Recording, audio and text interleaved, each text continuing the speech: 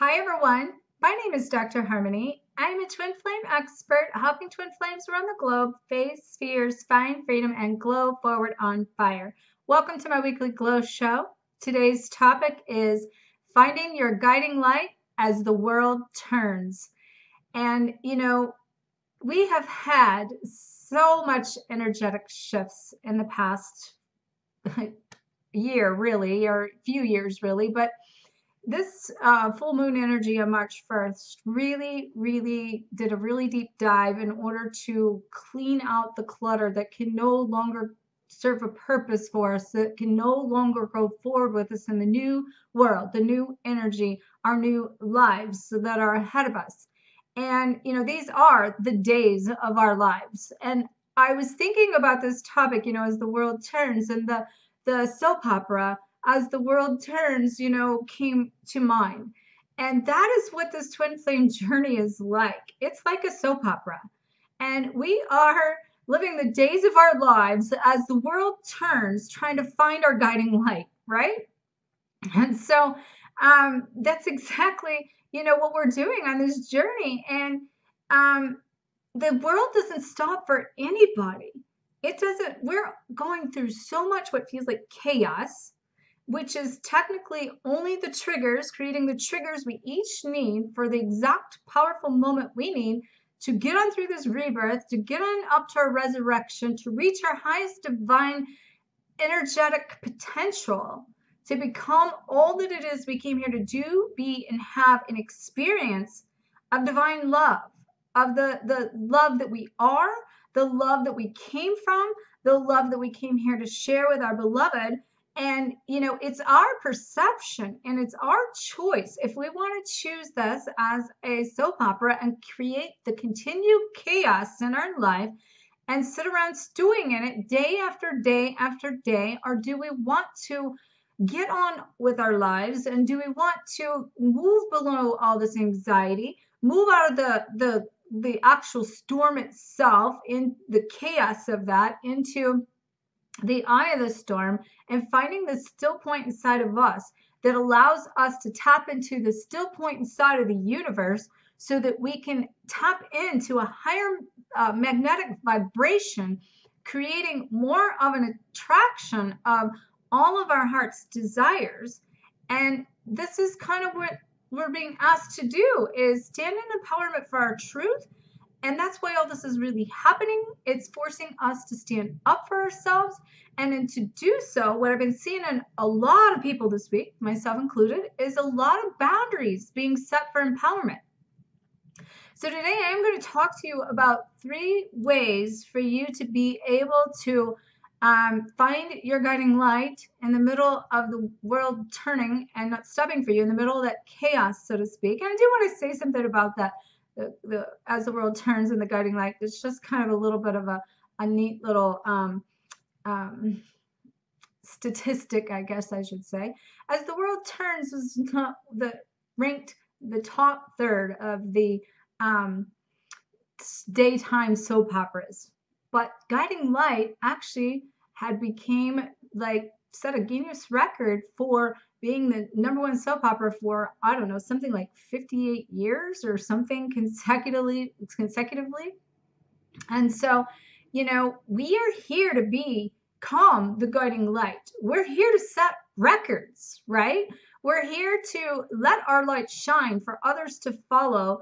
And the thing is, to stand in this truth and this empowerment and to be able to rise up in our own divinity, we are being forced to face these things. And, the energy just keeps changing and changing. And it's kind of like we keep having to go through obstacle and hurdle to prove ourselves, to get this lesson, to get that lesson. And one of the things I've been being shown over the last couple weeks to start sharing is we don't need another freaking lesson. We've done it. It's here. It's time to move on. It's time to, yes, what we are doing is needing to get to the root and the seed of the core sub-programming in ourselves that is blocking us from going forward. And these things are coming in to trigger that. And we're having a lot of people I'm seeing having a lot of past life clearing in order to get to the hearts of that purification of the soul that we have to. But we don't necessarily need all these lessons anymore. It's kind of like being shown, stop teaching, like, what is a lesson? What is a lesson? It's like, okay, enough lessons. What is it we just need to do to get to the heart of this matter so that we can reprogram our subconscious programming? And so that's why, I felt like when I asked guidance about this topic and how do we get into our guiding light and become the guiding light as the world turns in the middle of the storm, how can we be a guiding light in the middle of the storm? And so I was shown 3 different kind of topics, and one of those being setting loving boundaries versus brick walls. And when talk about that one, I'm going to share a few additional ways for you on how to set some boundaries for empowerment, because we do need to set these boundaries, creating, standing up for our truth, standing up for what we came here to express, and to be able to do it in a place of empowerment and love for ourselves, setting those boundaries. So I want to spend a little more time on that one. And also make sure you check out my blog below, because I'll have more of this like listed out in my blog and more of a section that you can read more information than what I'm even going to necessarily share. But let's start first, because I feel like that this is a big one for a lot of people. Let's start first with the number one topic of these 3 things is letting go of the somedays. There are no somedays. Someday may not even come. We need to start living for today and not tomorrow or someday. Someday I'm going to take my dream vacation. Someday I'm going to step into my mission. Someday I might earn enough money to quit my job and step into my purpose, or someday when my kids are grown, someday when my kids are out of school, someday when I don't have any kids in the house, I can take care of me, right? We got to change this mindset. Today is our someday, and we got to learn to live for today, and we got to learn how to thrive. Stop striving. Stop putting out fires, and stop trying to run from the idea that this is it. This is right now, this present moment. You being here, you absorbing this. This is the moment. This is your life. This is where you live in that space to experience what it is you came here to do. So start just shifting your mindset to living in for today. Okay? I learned this, what I call the deadly lesson, the hard way. And some of you might have heard my story where I talk about my cousin and uncle were killed in a plane crash 21 years ago this year.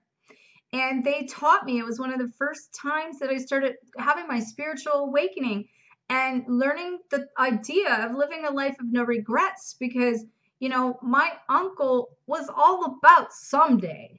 Someday I'm going to date. Someday I'm going to go on a vacation. Someday I'm going to build my dream home. Someday I'm going to do this. And all he ever did was just work to the grind of doing what he had in front of me and not taking action. So his not learning to live in the moment, not learning to live for today, and his someday never came. But guess what? He taught me to think of present time consciousness, PTC, which I call present time consciousness. You've probably heard me say this before. In Champ's world, it is pooch time consciousness. It's really about being that mindful in the moment. I will be the first to admit, we're hitting some very challenging times, some very challenging things. We're releasing stuff I've released in the last 2 to 3 weeks, stuff that's the deepest stuff I have released to date in this 20-something year journey of spiritual awakening, this 4-year journey of conscious twin flame journey. And it's some deep, powerful stuff. But what's helping me through that is to stay in the present moment. I did a 60-mile breast cancer walk in San Francisco back in it'll be 10 years ago this year in the fall.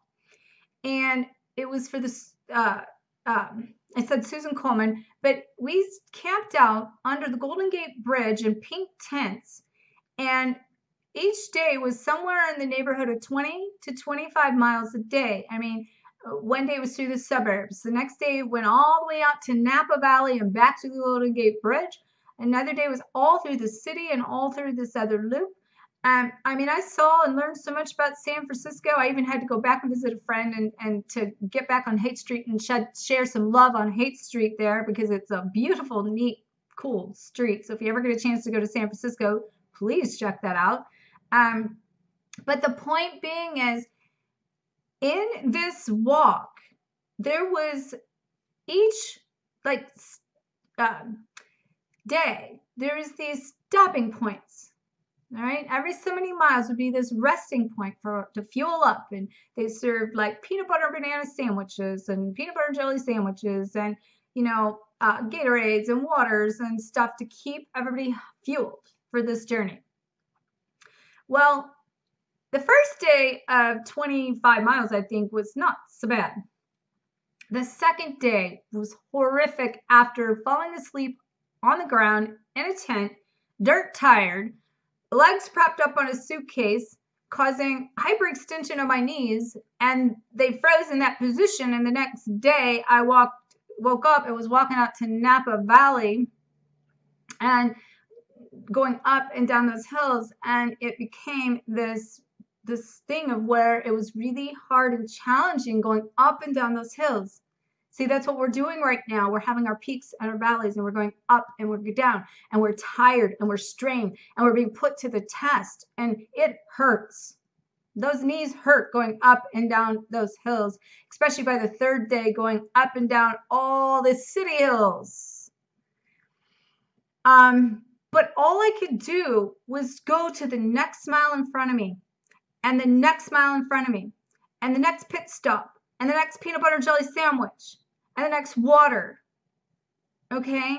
That taught me something. And I want to tell you, that was one of the toughest physical things I've done in my life. And I've been in really good fit shape many times.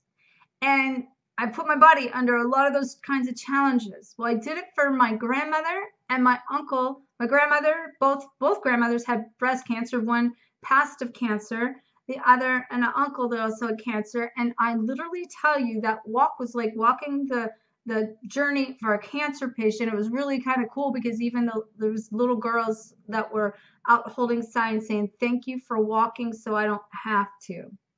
And it was in their, mothers, children of mothers of breast cancer. That walk is this kind of walk we're talking about through the pit of hell, and knowing that we, 60 miles, it really ended up being over 60 miles, but the ceremony that we had where, people were falling out like flies. There were blisters on the feet. There were people getting sick. Ambulances were showing up after ambulances. And to have made the finish line and to take off my shoes and hold them up in the ceremony, I'm just getting chills, and actually I'm getting tears thinking back to that moment, because it was a defining moment that I realized that my life was really about each pit stop in front of me. If I had a thought about the 60 miles after the first day, if I had kept going for the whole day long, in that one day, I could only think about 1 foot in front of the next, 1 mile in front of the next, 1 pit stop. So you got to start living for today and stop living for someday. Get in the moment. This is where we get things done. And I understand these challenges. I'm still walking that journey. I do feel closure. I feel like I'm living what I'm about to say today. I'm gaining that empowerment. I'm coming here in strength. And I've been to hell and back in the last couple weeks myself too with this. So we got to get back to living for now. So let's now go ahead and talk about what I said about setting the loving boundaries versus brick walls. A lot of people tend to think they're putting up a boundary, but they're really putting up a wall. And remember that when you speak your truth, it needs to come from a place of your heart, not your head. You need to address and confront certain situations that you need to do without the thought and the intention behind it that you're fearful of conflict. Because if you have an intention of addressing something out of fear of conflict, when you address that boundary, guess what? You're going to create conflict in the exchange of this boundary that you're trying to set. So, basically, the brick wall, I just want to get that out of the way, is where you tend to isolate, you tend to shield, you tend to stay in all the consciousness of and the intentions behind everything of being conflict, struggle, hurt, pain. I got to protect myself because nobody else is going to, and you have not released the pain, struggle, conflict, suffering behind the issue at hand. You're bringing it into it with a shield and protection that's blocking you from an energetic exchange between you and that person that's allowing you to set more of the loving boundary from the heart. You're doing it from the mind, and you're doing it from pain, fear. Fear is a better word for that. You're doing it for fear of it causing you pain and other things amongst that. So when you start to learn how to set these boundaries, it's very important to look at the three aspects, the three major aspects of communication. And that could be passive communication, it could be aggressive communication, or it could be this assertive communication that comes with empowerment. Well, aggressive communication is always what I said. It's coming from an ego, a need to be right. We got to learn to choose our battles, of course. But at the same token, learning to choose our battles, we don't have to let people walk all over us, step all over us. And we need to clarify what that truth is inside of us so that we can stand in our empowerment and we don't run from conflict, which is the passive. These ways I'm talking about, they are the passive ways of communication. And to step into your assertiveness is about being able to know with certainty that truth and being able to express it at the same time you stand in empowerment with the conviction, the courage, and the confidence behind what it is your truth. And that's how you set the boundaries for empowerment. Now, let's talk about some very specific ways or ideas for you to do that so you can kind of focus on that as being your number one form of communication. Excuse me. So first, you got to decide what your core values are. What is your truth? How honest are you willing to get with people? How honest are you willing to give a piece of you, be a piece of you, not hide a piece of you, and also receive the same from other people? You got to get really clear and open and honest, rigorous honesty, and without hiding things. Rigorous honesty, I said before in a video, is about not hiding who you are, what you came here to do, getting over the judgment, getting over the persecutions, getting over all the fears that are the lower vibrational things that no longer serve and match this energy. It's about getting comfortable and being able to discuss your personal situations, your personal truths, your personal heart, and speaking from vulnerability of not worrying about what they're going to think of you. If they're going to get mad at you, you don't have to carry that load for them. If this is your truth, if this is your heart, and you're expressing that and they take it wrong, you can stay in a place of love and be, that was not my intention behind it. And if they take it that way, then that is on them. You don't have to carry that for them. That's the trigger they may need to get their own revelation for what their own trigger is, to be able to clear their own deeper release of things that aren't serving them purpose anymore. The second part of that is being able to determine what you need from every interaction within every relationship that you have. What are you seeking from that relationship? And we have all, and I bring this up because it's not just our twin flame, and it's not just our beloveds, and it's not just the journey that we have in those relationships. Of course, that's what we are here to, for the ultimate relationship, and remembering that the ultimate relationship with anyone starts with us. And until we can have that ultimate relationship with us, we can't have it with somebody else. And so we need to be able to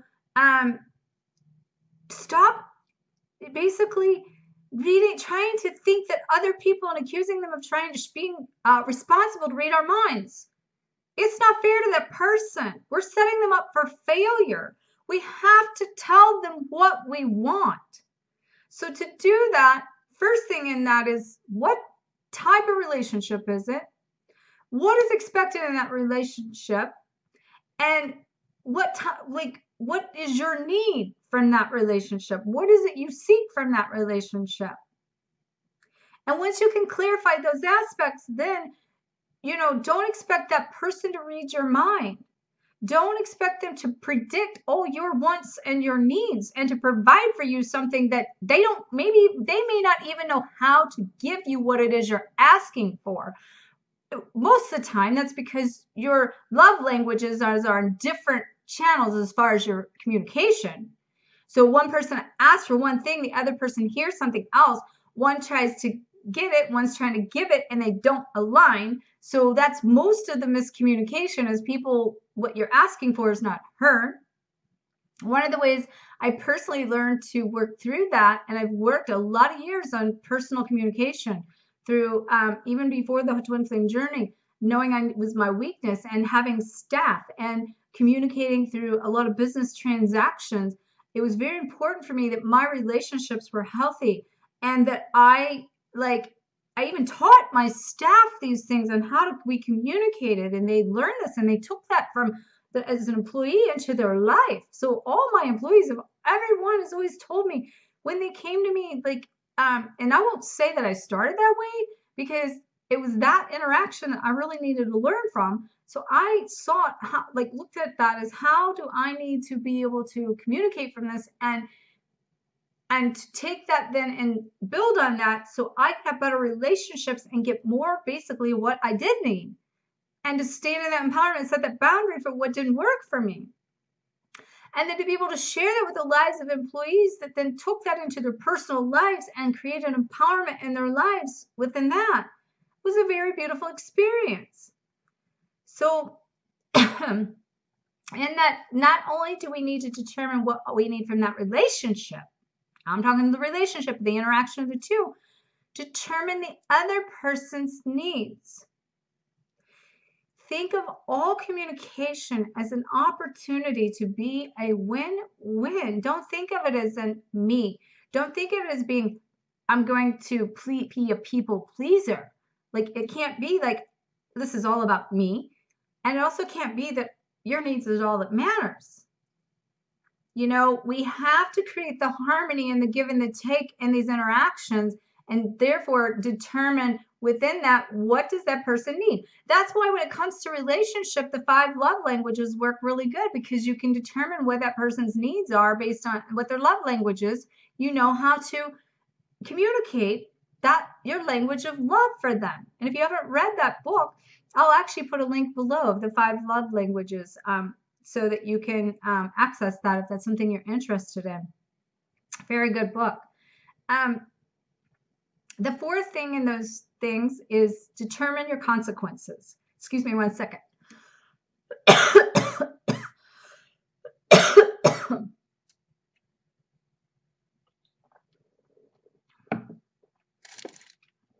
We've had a lot of weather changes here, and it's caused tickle in my throat this week.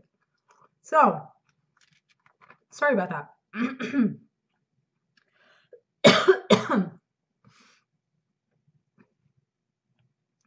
Determine the consequences.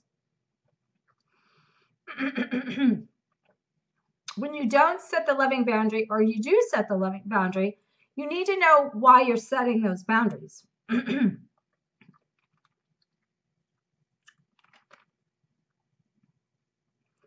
So basically, if somebody crosses a boundary, How are you going to handle that? You know, remind others of what your boundaries are. Give them the consequence for if they cross the boundary. This works really good with children. I used to do this a lot. I had to do this a lot with my kids, especially my daughter. It's like, okay, this is my boundary.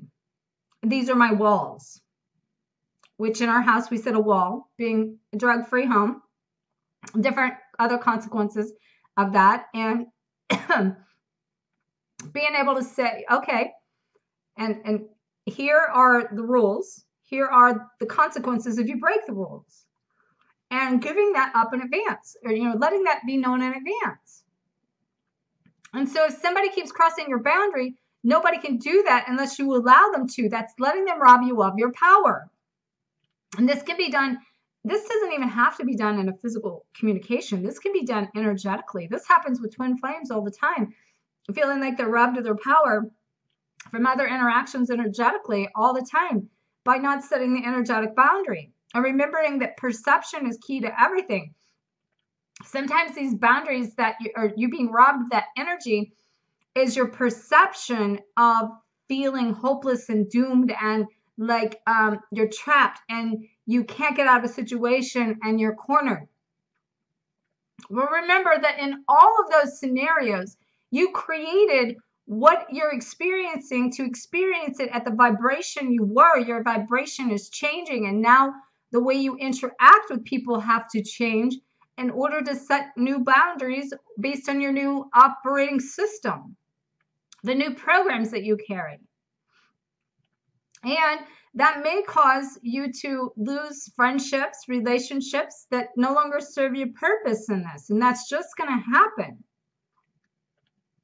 But what is the consequence going to be if it's something that, you know, is not being honored? And if it continues to be a consequence, then if that being the case, then you need to let that person know and clarify that boundary and give them like the opportunity to say, okay, this was like my boundary. This is how I feel about that.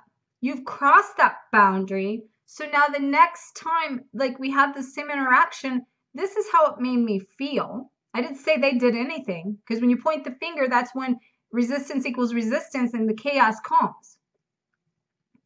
This is how I feel. This is what I heard you say. This is how this interaction like set me up to be in this position to know that it doesn't work for me. I can't tell you how many times I've been in certain scenarios and say, okay, this is not working for me. This is like crossing a boundary as far as what my needs are, you know, and it might be as an example of being in a relationship that you're not getting the assistance you need to, you know, do the chores around the house or whatever. And to say, you know, if you're going to live here, I need this, and this done. If you can't get this and this done, then therefore these living arrangements don't work, and you will have to seek out other arrangements if you can't abide by this boundary, because that doesn't work for me. Now, granted, there are times where you got to choose those battles, for sure. But that's just an example. Now, but what the problem is, in number 5, you got to be consistent. This is where most people fail. First of all, half the time when people set boundaries, nobody believes them. This happens in relationships all the time, that people getting stepped on, walked on, because they're not like setting the consequence up. They're not clarifying they're not fully expressing what they need from the heart. Therefore, they expect the person to like know what that is. And they may have said it, but it's not what you say, it's how you say it. Because if you don't believe what you want from them, they're not going to believe you either, even just in the way you say that. Third, if they've crossed that boundary more than once, you haven't set the consequence to say, okay, this is the consequence if you do it again. And then they do it again. You have to say what you mean and mean what you say. You cannot be that parent that always makes the threat of, I'm going to paddle you if you don't stop doing what you're doing, but then never do it, because then they don't believe you. You have to be consistent. Okay. So there are some boundaries for setting your empowerment. And that is, I'm just going to recap the highlighter. That's going to be deciding what your core values or your core truth. Determine what your needs are from that relationship. Determine what the other person's needs are from you. Determine what your consequence is going to be if they cross that border. And then be consistent, be consistent, be consistent. Setting loving boundaries versus brick walls. Number 3 in this concept of being able to find your guiding light in the middle of the storm as the world turns is taking a chance on love. Too many people have been burned, which, by the way, my burn is getting better. Too many people have been burned. And this, I want to tell you something, this also did represent, and a lot of my lessons, having realized that I'd been burned by every man in relationship that I had been burned in some form of physical way, not physically burned, but, you know, that concept of being burned by them. And that, you know, I needed to be an empowerment. You need to set these boundaries. And I had set boundaries in so many ways, but not in all ways, or not in every way, or not the way maybe I needed to. But we have 2 choices in accepting love here. And that actually is one. But taking a chance on love. So if we've been burned, if we've been hurt, and we got to let go of the pain, first of all. So we got to redefine the relationship if we're going to continue that relationship, including, you know, with our twin flame journey. We got to redefine what that relationship is, what it looks like. And with everyone, all relationships, including, I mean, a lot of people are doing a lot of family healing right now. A lot of family issues and a lot of going back to the core, because we're doing all this rebirthing work in this powerful energy portal we've had over the last month.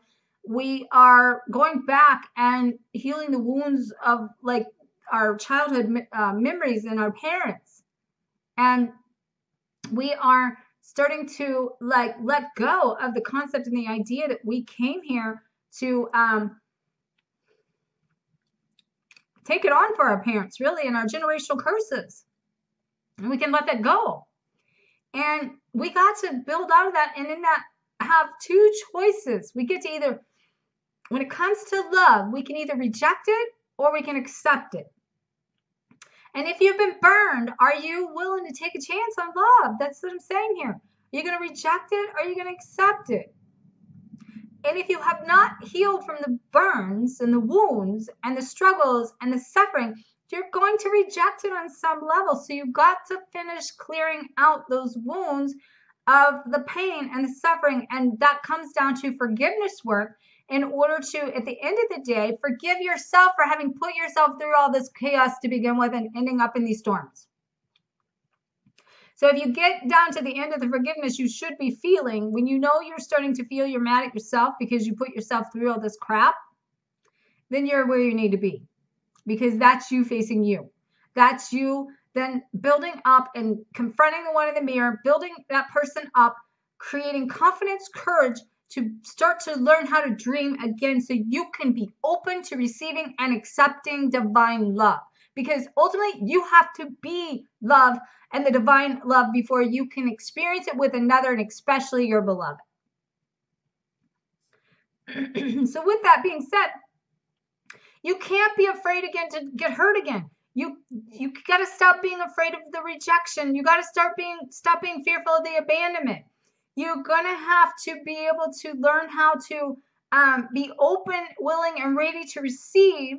At the same token, give, meaning you got to start to, it's a harmonic. So, you know, a lot of people want to see, they want to feel, for I'm willing to give to you and let that wall down, right? Now, this takes an investment.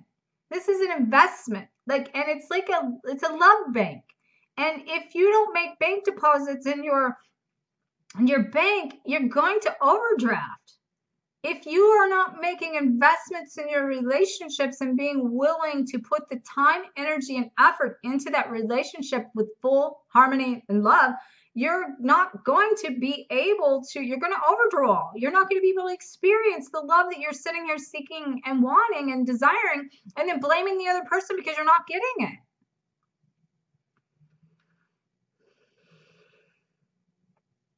Got to put in the effort. You got to fill up your love bank, and you got to show up. And you got to link that to living for today. Bringing these three things full circle. Living for today. You know, these wounds have created calluses. Like, we've built up. Like, we're calloused, right? We've had wound after wound after wound. We've healed wound, healed wound. And sometimes the wounds are like being ripped apart before they're even healed. But along this journey of our entire soul's evolution, we have a buildup of these calluses that's creating the blockage that's preventing us to allow love to live. As we heal that callus, we got to shave that off. We got to create the compassion in doing so. So these wounds that we went through have been experiencing those to create an expanded version of our heart, to create the higher consciousness and connecting to the compassion, so that you can connect to the higher state of being, of the highest vibration of your soul, so that you can then start to learn to manifest from your heart and learn to like awaken to what your heart even desires and what you want from your heart. Because if you don't know, the universe doesn't know what to give you.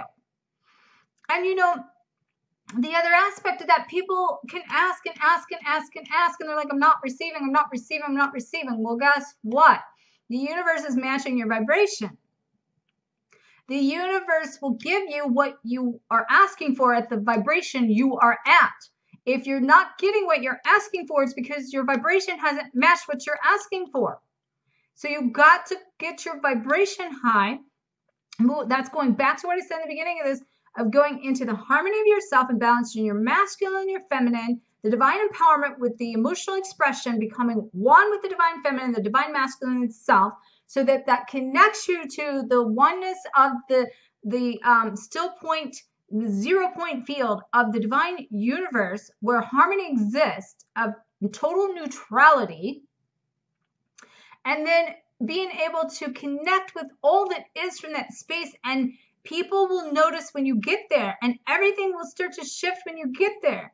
Had a couple beautiful sessions today with clients, and both had been hitting this higher vibrational energy at this time frame in their journey with the sessions that I've been doing. And both are noticing that they are like suddenly these lights that people are noticing and looking at, and they're vibrating higher, and they're seeing things start to show up, and it's like, oh, how beautiful, because their vibration is going up. So what they asked for is coming in at the higher vibration. But I've got to tell you something, when it's reaching into your highest potential as far as your divinity and your Akashic records and what you signed up for in this lifetime, it doesn't even matter about what you ask for, because you're going to align with your destiny. And in your destiny is where everything you need for this journey will appear and show up for you for exactly what you need at the exact moment, at the exact place, time, space.